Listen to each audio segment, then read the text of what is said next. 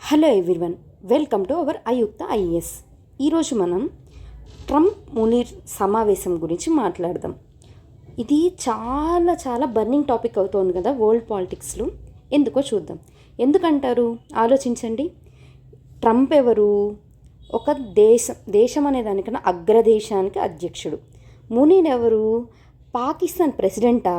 కాదు. మునీర్ అనే అతను పాకిస్తాన్ మిలిటరీ చీఫ్.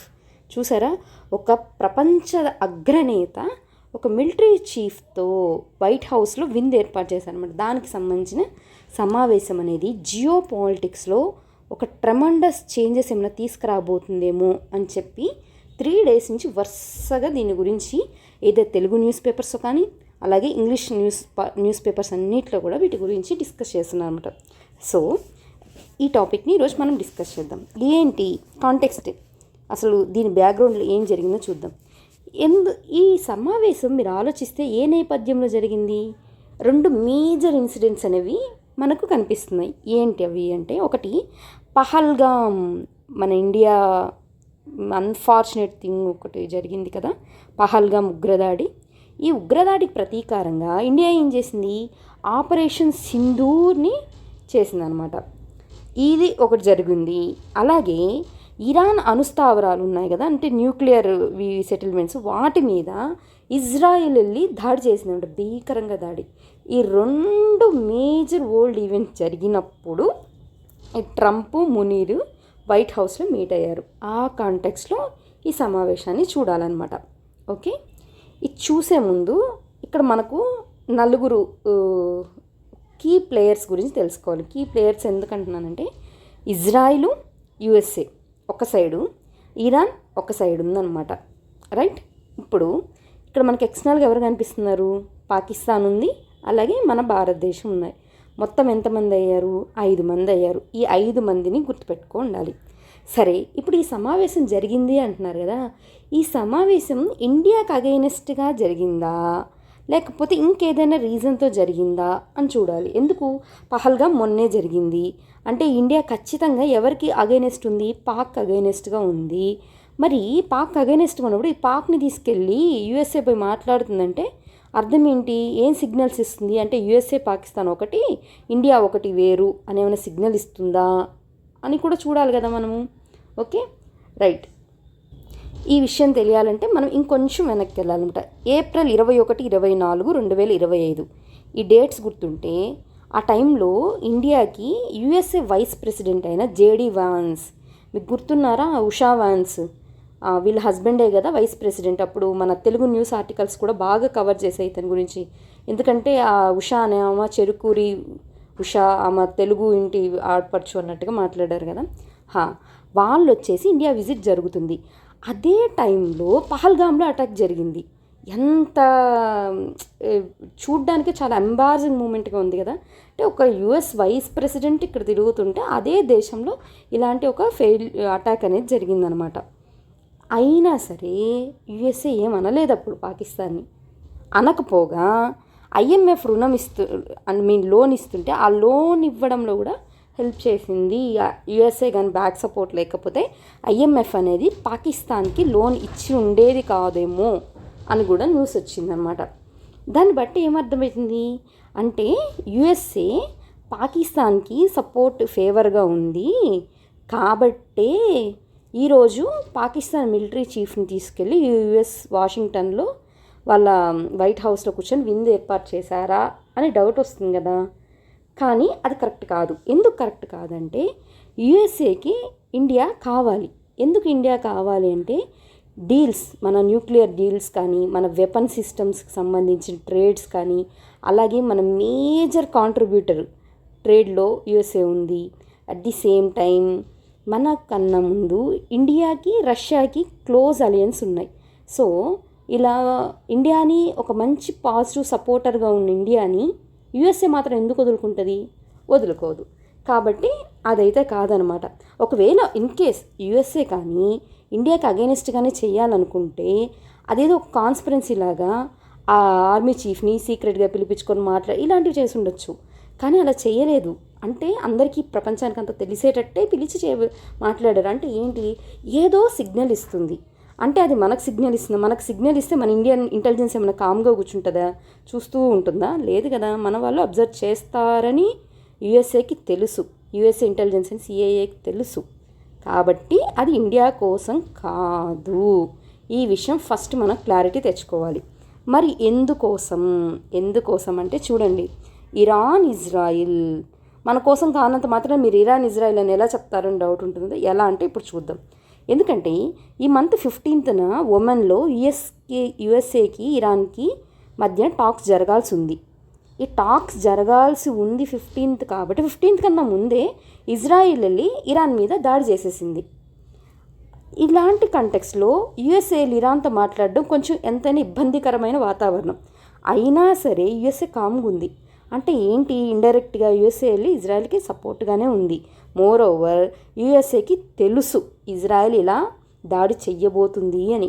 ఇంకొక స్టెప్ ముందుకేస్తే ఏమిటో తెలుసా, యుఎస్ఏ యొక్క ఆర్టిఫిషియల్ ఇంటెలిజెన్స్ని వాడుకొని ఇజ్రాయిల్ ఇరాన్లో ఉన్న న్యూక్లియర్ ప్లేసెస్ ఏంటి, అక్కడ ఉన్న సైంటిస్టులు ఏంటి, వాళ్ళ మధ్యన ఉన్న ఫోన్ కాన్వర్జేషన్ ఇవన్నీ ఎలా తీసుకోగలిగిందంటే యుఎస్ఏ యొక్క ఆర్టిఫిషియల్ ఇంటెలిజెన్స్ వాడే. అందుకనే నేనేమన్నంటే ఇజ్రాయెల్ యుఎస్ఏ ఒక పార్టీలాగా ఇక్కడ చూడాలి మనము అన్న. ఓకే, సరే అండి, బాగుంది. యుఎస్ఏ ఇజ్రాయెల్ వాళ్ళిద్దరు ఫ్రెండ్షిప్ గురించి చెప్పారు. మరి మన పక్కనే ఉన్న పాకిస్తాన్ కదా, అసలు పాకిస్తాన్కి ఏం సంబంధం, ఇది ఎందుకు పోయింది, మనమే దీన్ని దేకట్లేదు కదా, ఇది ఎందుకు పోయిందని డౌట్ వస్తుంది కదా. ఎందుకు పోయిందో చూద్దాం. అది పోయిందా లేకపోతే వీళ్ళు పిలిచారా చూద్దాం. ఎందుకంటే పాకిస్తాన్ వెళ్ళి ఇదిగో నాకు ఇండియా అంటే బద్ధశత్రువు, నన్ను ఇండియాని ఏదైనా చేసేయండి అని చెప్పి పోయి పాకిస్తాన్ పోయి యుఎస్ఏ దగ్గర పోతుందా, పోయి ఉండగలుగుతుందా? లేదు. ఏంటో దీని వెనకాల చూద్దాం. ఏంటంటే ఇక్కడ జరిగింది, ఇరాన్ ఒక పార్టీ అనుకున్నాం కదా, ఇరాన్ మీద ఇజ్రాయెల్ కానీ వార్ చేసి ఆ వార్ కానీ పీక్లోకి వెళ్ళి న్యూక్లియర్ అటాక్స్ లైక్ ఇలాంటి ఒక అన్కంట్రోల్డ్ సిచ్యువేషన్కి వెళ్ళింది అనుకోండి. అప్పుడు ఏంటి, ఇజ్రాయెల్కి ఫ్రెండే కదా యుఎస్ఏ. సో యుఎస్ఏ ఏం చేస్తుందంటే పాకిస్తాన్ భూభాగం ద్వారా ఇరాన్ని కంట్రోల్ చేస్తుంది, లైక్ ఈ వార్లో పార్టిసిపేట్ చేస్తుంది అనమాట. ఈ ప్రోగ్రామ్ అంతా ఎవరు చెప్పారు, నేనో మీరో ఎవరో చెప్పట్లేదు. ఈ ప్లాన్ ఇది జరిగిందండి ప్లాను అని ఇరాన్ యొక్క ఆర్మీ చీఫే ఒక వీడియో ఒకటి రిలీజ్ చేశాడనమాట. కానీ అది రిలీజ్ అయిన వెంటనే పాకిస్తాన్ యొక్క ఫారిన్ మినిస్టర్ ఇషాక్ దార్ ఇతను ఏం చెప్పంటే లేదు అదంతా ఫేక్ అండి, అలాంటిదంతా మేమేం చెయ్యట్లేదు, మేము చాలా మంచి దేశం, మేము అట్లా ఎందుకు చేస్తాం కాన్స్పిరెన్సీలో అన్నారు. అప్పుడు యూఎన్ఏ వచ్చి ఆగాగు పాకిస్తాన్, నువ్వు కొంచెం ఆగు, నువ్వేదో తెగ చెప్పేస్తున్నావు కదా ఇన్నాంచి ఇరాన్కి మేము అట్లా చేయమని. ఇంతకుముందు ఇరాన్కి న్యూక్లియర్ ఇన్ఫర్మేషన్ ఇచ్చింది ఎవరమ్మా, మీ పాకిస్తాన్ సైంటిస్టే కదా, మీ అబ్దుల్ ఖదీర్ ఖాన్. ఇతను ఇవ్వడం వల్లే కదా ఈరోజు ఇరాన్లో అంత న్యూక్లియర్ సంబంధించిన వెపన్స్ అన్ని ఎందుకు ఎక్కువయ్యాయి, మీరు సపోర్ట్ చేయడం వల్లే కదా. మరి ఇప్పుడు వచ్చి కాదు లేదంటావేంటి, అసలు ముందు మీ ఇద్దరు ఒకటే, ఇరాన్ పాకిస్తాన్ మీ ఇద్దరే తోడు దొంగలు అని చెప్పి యుఎన్ఏ అనిందనమాట. కానీ పాకిస్తాన్ మాత్రం మేమేమి ఇరాన్కి అగైనెస్ట్ వెళ్ళలేదండి అని చెప్పి ఇరాన్ యొక్క ఆర్మీ చీఫ్ ఏదైతే వీడియో రిలీజ్ చేశాడో దాన్ని కండెమ్ చేశాడు. ఇప్పటి వరకు ఉన్న వరల్డ్ సినారియో ఇదనమాట. ఓకే, ఒకసారి ఇక్కడ వరల్డ్ మ్యాప్ చూద్దాం. ఇది ఇప్పుడు మనం మాట్లాడుకుంటున్న ఇరాన్ గురించి. ఇరాన్ యొక్క క్యాపిటల్ ఏంటి, టెహ్రాన్, కరెక్టేనా. ఆఫ్ఘనిస్తాన్ చూడండి, ఇరాన్తో బౌండరీ ఉంది. పాకిస్తాన్కి ఇరాన్తో బౌండరీ ఉంది. ఈ రెడ్ లైన్ చూస్తే మీరు ఇక్కడ మనకు బెలూచిస్తాను ఈ ప్రావిన్స్లన్నీ కనిపిస్తాయి అనమాట. పాకిస్తాన్ ఇక్కడ ఏంది, గ్వాదర్ పోర్ట్ ఉంటుంది, ఇక్కడ కరాచీ పోర్ట్ ఉంటుంది అనమాట. అంటే మీరు గమనిస్తే ఇక్కడ నుంచి అంటే ఇది అరేబియన్ సీ, ఇది మనకుంది కదా, ఈ అరేబియన్ సీ, ఇదంతా అరేబియన్ సీ బౌండరీనే. ఈ బౌండరీలో నుంచి ఈజీగా వెళ్ళి ఇట్లా వెళ్ళిపోవచ్చు అనమాట ఇరాన్కి. అంటే ఇక్కడ ఒక పాసేజ్ అనేది దొరుకుతుంది కదా. పోయి ఆఫ్ఘనిస్తాన్కి వెళ్ళి మేము ఇట్లా వెళ్తామంటే అది ఎలా ఉంటుంది, నేరుగా పాకిస్తాన్ నుంచి వెళ్తే ఎలా ఉంటుంది, పాకిస్తానే దగ్గర. మోర్ ఓవర్ పాకిస్తాను రెడీగా ఉంటుంది, యుఎస్ఏ ఏమన్నా చెప్తే వర్క్ మేము చేస్తాం సార్, ఎస్ సార్ అన్నట్టు ఉంటుంది. ఎందుకంటే పాకిస్తాన్ ఏంటి, ఎకనామిక్ క్రైసిస్లో ఉంది, దానికి డబ్బు కావాలన్నా, అప్పు ఇవ్వాలన్నా, రుణం ఇవ్వాలన్నా, లోన్స్ కానీ ఏ ఎయిడ్ కావాలన్నా కానీ, ఈవెన్ వెపన్స్ కూడా యుఎస్ సపోర్ట్ లేనిది చేయలేదు. కాబట్టి రెడీగా ఉంటుంది అనమాట యుఎస్ఏ నన్ను ఎప్పుడు పిలుస్తుందా అన్నట్టుగా. మోర్ ఓవర్ పాకిస్తాన్ అవసరం యుఎస్ఏకి ఉంది. దీన్ని బట్టి ఏంది, మ్యూచువల్ బెనిఫిట్ ఉందన్నమాట. పాకిస్తాన్కి యుఎస్ఏ కావాలి, యుఎస్ఏకి పాకిస్తాన్ కావాలి. Okay, right. పాకిస్తాన్ని ఇప్పుడే ఫస్ట్ టైం ఏమన్నా యుఎస్ఏ వాడుతుందా అంటే లేదండి. యుఎస్ఏకి పాకిస్తాన్ చాలాసార్లు ఇలాగే తొత్తుగా పనిచేసింది. ఎప్పుడెప్పుడంటారా 1980లో సోవియట్ యూనియన్ అనేది ఆఫ్ఘనిస్తాన్ మీద అటాక్ చేసింది, మీకు గుర్తుంటే మన వరల్డ్ హిస్టరీలో, అవునా? అప్పుడు ఏంటంటే ఆఫ్ఘనిస్తాన్లో ఉన్న ముజాహిద్దీన్స్ ఉన్నారు, వీళ్ళకి పాకిస్తాన్ మిలిటరీ చీఫ్ అయిన జియా ఉల్ హక్, ఇతను యుఎస్ఏ ముగ్గురు కలిసి ఏం మాట్లాడుకున్నారంటే, మా పాకిస్తాన్ ల్యాండ్ ఉంది కదా, ఇది ఖాళీగానే ఉంటుంది, ఈ ముజాహిద్దీన్స్ అందరికీ యుఎస్ఏ మీరు వచ్చి ట్రైనింగ్ ఇవ్వండి, ఎవరు వస్తారో మేము ఇక్కడ సేఫ్టీ సెక్యూర్డ్గా చూసుకుంటాము, సో మేము ముజాహిద్దీన్స్కే సపోర్ట్ చేస్తాము, మేము సోవియట్ యూనియన్కి సపోర్ట్ చేయము అని చెప్పి పాకిస్తాన్ పోయి యుఎస్ఏకే సపోర్ట్ చేసిందనమాట. యుఎస్ఏ అసలు ఎందుకు రావాలండి ఇక్కడ? ఎందుకంటే యుఎస్ఏ యొక్క శత్రువు ఎవరు? Soviet union. మరి సోవియట్ యూనియన్ వచ్చి ఆఫ్ఘనిస్తాన్లో వచ్చి గేమ్ ప్లే చేస్తుంటే యుఎస్ఏ కాము కూర్చుంటుందా? కూర్చోదు. సో నేను కూడా హీరోనే కదా, నేను ఎందుకు నా ప్లేస్ అని వదులుకుంటా, నేను కూడా వస్తా, బట్ నీకు అగైనెస్ట్గా వస్తా. సోవియట్ యూనియన్ ఆఫ్ఘనిస్తాన్ ఉంటే యుఎస్ఏ వెళ్ళి ఆఫ్ఘనిస్తాన్కి సపోర్ట్ చేసిందనమాట. దీనికి ఇన్ రిటర్న్ ఏమి హెల్ప్ వచ్చింది తెలుసా పాకిస్తాన్కి?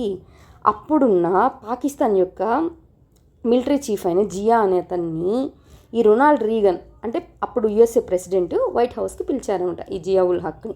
ఇలా పాకిస్తాన్ని లేపడం స్టార్ట్ చేశారు. ఇక్కడే కాదనమాట, 2001లో టెర్రరిస్ట్ అటాక్ జరిగింది కదా యుఎస్ఏ మీద. అప్పుడు ఏం చేసిందంటే యుఎస్ఏ పాకిస్తాన్ సపోర్ట్ తీసుకొని పాకిస్తాన్ భూభాగం నుంచి ఆల్ఖైదా స్థావరాలు ఆఫ్ఘనిస్తాన్లో ఎక్కడెక్కడ ఉన్నాయో వాటి అన్నిటి మీద అటాక్ చేసింది. మళ్ళీ 2011లో మీకు గుర్తుంటే ఉసామా బిన్ లాడెన్ని ఇవి ఎక్కడంటే పాకిస్తాన్లో ఉన్న ల్యాండ్ మీదే అనమాట. ఇతను ఎవరు? ఆల్ఖైదా చీఫ్, అతన్ని హతమార్చింది. అలాగే ట్రంప్ టైంలో మీకు గుర్తుంటే అప్పుడు న్యూస్లో కూడా చాలా ఆర్టికల్స్ వచ్చిందనమాట, ఈవెన్ వీడియోస్ కూడా. చాలా ఎంత ప్యాథటిక్ సిచ్యువేషన్లో ఉంది ఆఫ్ఘనిస్తాన్ అని చూపిస్తూ ఉంది. అంటే ఒక ప్లేన్ వెళ్తుంటే దాని వీల్స్ దగ్గర కూడా మనుషులు దాని వెంబడి వచ్చేయడము. ఎందుకు వచ్చేస్తున్నారు అప్పుడు అంటే, నాటో ట్రూప్స్ అనే వాటిని ట్రంప్ వచ్చిన తర్వాత ఏం చేశాడు, ఆఫ్ఘనిస్తాన్ నుంచి విత్డ్రా చేశాడు, తీసేసి తాలిబాన్లతో ఇచ్చేశాడు అనమాట, ఆ దేశాన్ని వాళ్ళకి అప్పగిచ్చేశాడు. అప్పుడు తాలిబాన్తో చర్చలు కూడా జరపడంలో పాకిస్తానే హెల్ప్ చేసిందనమాట, ఎవరికి? యుఎస్ఏకి. సో ఇవన్నీ చూసిన తర్వాత ఏమైంది, ఇక్కడ ఇరాన్ సైన్యాధికారి ఏం చెప్పాడో అదే కరెక్ట్ అనిపిస్తుంది కదా. అంటే పాకిస్తాన్, యుఎస్ఏ, ఇజ్రాయెల్ మూడు కలిసిపోయాయి, మూడు కలిసి ఇరాన్ ఏదో చేయడానికే ఇవన్నీ కాన్స్పిరెన్సీ అనేది క్రియేట్ చేశాయనేది అయితే క్లారిటీగా ఉంది. ఇంకొక విషయము, ఇక్కడ యుఎన్ ఆరోపించింది కదా, ఏమని? లేదు మీరే కదా న్యూక్లియర్ ఇన్ఫర్మేషన్ ఇచ్చుకున్నారు, సో మీ ఇద్దరే ఫ్రెండ్స్, ఇరాన్ పాకిస్తాన్ మీ ఇద్దరు ఒకటే, మీరు కావాలని నాటకాలు ఆడుతున్నారని చెప్పింది కదా. ఈవెన్ అలా సపోర్ట్ చేసినప్పటికీ ఒకటి గుర్తుపెట్టుకోవాలండి, పాకిస్తాన్ ఏంటంటే సున్నీ మెజారిటీ కంట్రీ, ఇరాన్ ఏంటంటే షియా మెజారిటీ కంట్రీ. ఇవి ముస్లిమ్స్లో రెండు సెక్ట్స్ అనమాట. షియా ఏంటంటే మోర్ కన్జర్వేటివిజం సైడ్ ఉంటుంది, సున్నీ అలా కాదనమాట. కాబట్టి వీళ్ళ ఐడియాలజికల్ డిఫరెన్సెస్ ఆల్రెడీ ఉన్నాయి, ఓకే. కాబట్టి యుఎన్ఏ చెప్పిన ఒక అలిగేషన్కి అంత డెప్త్ లేదనమాట. ఇరాన్ చీఫ్ చెప్పిన దానికే మెజారిటీ ఆఫ్ ద థియరీ అనేది కనెక్ట్ అయి ఉంది. సో ఈ పాలిటిక్స్ అన్నీ చూసినప్పుడు మనకేం అర్థమైంది, ఒకటైతే క్లియర్ అయింది, ఇరాన్కి అగైనెస్ట్గా పాకిస్తాను, యుఎస్ఏ, ఇజ్రాయెల్ వైపు నిలబడి ఉన్నాయి అని. సరే వాళ్ళు ఉన్నారు, మరి మన ఇండియా ఉంది కదా, మనకేంటి? మన మీద ఏమన్నా ప్రాబ్లం ఉందా? ఇరాన్ పోయి ఇలాంటి ప్రాబ్లమ్స్ అన్నీ ఫేస్ చేస్తుంది, కరెక్టే. మరి మనకేంటి అంటే, ఇరాన్తో ఇండియాకి మంచి ట్రేడ్ ఉండేదండి, ఆయిల్ ట్రేడ్. బట్ యుఎస్ఏ వల్ల అది కూడా డిస్టర్బ్ అయింది. మళ్ళీ మన చాబహార్ పోర్ట్ కానీ ఇవన్నీ మనకు ఇరాన్తో ఉన్న సత్సంబంధాలు. కానీ విషయం ఏంటంటే, పాకిస్తాన్ మరి మనకి ఎనిమీ కదా, మరి మన ఎనిమీకి పోయి యుఎస్ఏ సపోర్ట్ చేస్తే మనం యుఎస్ఏని ఎంతవరకు ట్రస్ట్ చేయగలము? అసలు యుఎస్ఏని మనం ట్రస్ట్ చేయాలా? చూద్దాం. అందుకనే బ్యాక్గ్రౌండ్లో ఏం జరిగిందో చూద్దాం. ఏంటంటే 2000 టైంలో ఆ పీరియడ్లో ఏంటంటే ఈ క్లింటన్ ఏం చేశారంటే, ముషారఫ్ ఉండేవాళ్ళు ఆర్మీ చీఫ్గా, ఆయన వచ్చి కలిశారు ఇక్కడ పాకిస్తాన్కి వచ్చి. 2006లో మన అగ్రదేశం అధినేత జార్జ్ బుష్, ఈయన అందరికీ బాగా తెలుసుంటుంది ఆ టైంలో కదా, ఆయన కూడా ఈ ముషారఫ్ని వచ్చి కలిశారనమాట. ఇద్దరూ ఒక దేశ అధ్యక్షులు వచ్చి ఈ ముషారఫ్ని కలవడం ఏంటి, ముషారఫ్ని కలిశారు అనే దానికన్నా ఈ ముషారఫ్ వల్లే కార్గిల్ వార్ జరిగింది అన్నది మనకి ఎక్కువ పెయిన్ఫుల్ అనమాట. మరి అలాంటి వాడిని పోయి వీళ్ళందరూ కలిస్తే యుఎస్ఏ ఇండైరెక్ట్గా పోయి పాకిస్తాన్కి సపోర్ట్ చేసినట్టు అర్థమవుతుంది కదా. మరి ఇండియాతో మనం యుఎస్ఏని ఎలా ట్రస్ట్ చేయగలము అంటే, కోర్స్ అప్పటికి అలా ఉన్నా సరే తర్వాత మనకు కొన్ని వరల్డ్ పాలిటిక్స్ అనేవి గుర్తు రావాలండి. ఇక్కడ 123 అగ్రిమెంట్ కానీ, న్యూక్లియర్కి సంబంధించి UPA 1 గవర్నమెంట్ టైంలో కానీ, లేకపోతే తర్వాత ఈ మధ్య రీసెంట్ ట్రెండ్ అయితే మోడీ గారు ట్రంప్ వచ్చిన తర్వాత హౌడీ మోడీ అని చెప్పి మోడీ గారు వెళ్ళి మన ట్రంప్కి వెళ్ళి ఎలక్షన్ క్యాంపెయిన్లో సపోర్ట్ చేయడం, మన ఇండియన్ డయాస్పోరా ఇట్లా కొంచెం పాజిటివ్ సైడే వెళ్తుందనమాట. అందువల్ల USA ఏంటంటే అబ్రప్ట్గా మేము ఇండియాకి అగైనెస్ట్ అన్నట్టు ఏం బిహేవ్ చేయలేదు. మోర్ ఓవర్ మనకు మన డిఫెన్స్ సిస్టంలో కానీ వీటిలో అగ్రిమెంట్స్ వీటన్నిటిని ఎవరు పోగొట్టుకుంటారు. సో ఫైనాన్షియల్గా కూడా మనకు USAకి చాలా మంచి రిలేషన్స్ ఉన్నాయి. కాబట్టి అలా చెయ్యదు ఎప్పుడు USA. ఇప్పుడు చెయ్యలేదు, మేబీ చేయొచ్చేమో కానీ బట్ ఇప్పటికైతే చేయలేదన్నమాట. ఇంకొకటి ఏంటి, ఈ విషయాలని మన మోడీ గారికి తెలీదా? తెలుసు. అందుకని ట్రంప్ వచ్చి ఏం చెప్పారు అప్పుడు పహల్గామ్ అటాక్ జరిగినని, నేనే చేశా మొత్తం, అందువల్లే వాళ్ళిద్దరు కొట్టుకోలేదు అని చెప్పి ఒక పెద్ద శాంతి దూతలాగా మన పాల్ గారు చెప్తారు కదా, అట్లా వచ్చి ప్రొజెక్ట్ చేసుకోవాలని ట్రై చేశారన్నమాట. కానీ మోడీ గారు ఇవన్నీ తెలుసు కాబట్టి అట్లా ఏం కాదు, ఇరు దేశ సైన్యాధికారులు మాట్లాడుకున్నారు, వాళ్ళిద్దరూ కలిసి ఈ డెసిషన్ తీసుకున్నారు, అంతేగాని మూడో వ్యక్తి ప్రమేయం లేదు అని ఆయన డైరెక్ట్గానే చెప్పారనమాట. అంట్లో దానివల్ల ఏమర్థమైంది, మోడీ గారు కూడా ట్రంప్ ఏం చెప్తే అలా ఏం తలూపట్లేదు ఇండియా. ఇంకొకటి ఇక్కడ కామెడీలో లేకపోతే ఈ వరల్డ్ పాలిటిక్స్ ఎవరికి అర్థం కావు అని ఇలా చెప్తుందో తెలియదు కానీ పాకిస్తాన్ ఏం ప్రపోజ్ చేసిందంటే, ట్రంప్ వచ్చి నన్ను వైట్ హౌస్కి విందుకు పిలిచాడు కదా, సో యాజ్ ఏ కంట్రీ నేను పోయి వాళ్ళ దేశానికి వెళ్ళి తినొచ్చాను కాబట్టి ట్రంప్కి నోబెల్ ప్రైజ్ ఇవ్వాలి అని ప్రపోజ్ చేసింది. ఇదే కొంచెం కామిక్గా కనిపిస్తే ట్రంప్ ఏం చేశాడంటే, నాకు ఇప్పుడే కాదండి ఇప్పటికి ఒక 3-4 సార్లు ఇచ్చి ఉండాలి పీస్ ప్రైజ్ అన్నట్టుగా చెప్పారనమాట. ఓకే, ఏదైనా సరే ఇప్పుడున్న జియో పాలిటిక్స్ అనేవి ఇలా ఉన్నాయి. వీటన్నిటికన్నా మెయిన్గా మన ఇండియా స్టాండ్ ఏంటి అని చెప్పే ఇంపార్టెంట్.